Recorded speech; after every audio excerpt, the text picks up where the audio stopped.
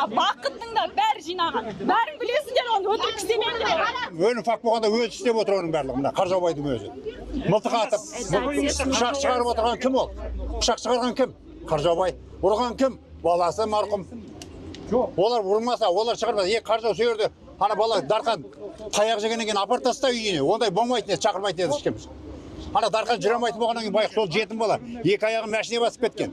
Жетім бала жүре алмағаннан кейін барып, ана жолдасын шақырып отыр Нұрбол. Бізде сөйердік.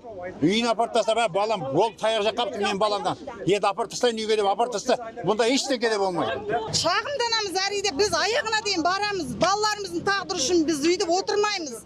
Біздің де 15 жыл деген аз уақыт емес. Аяғына дейін барамыз міне. Халық осындайдан көтеріледі екен, менің көзім жетті. Шындық жоқ, әділдік жоқ. Халық ашынғаннан көтеріледі екен, мен енді көзім жетіп жатыр. Қаржаубай мысалда сол кезде соғыс басталып жатқан кезде магазинді жауып, есікті жауып, осындай жағдай болмайтын еді. Осындай бүкіл Қазақстан, бүкіл дүние жүзі шуылмайтын еді.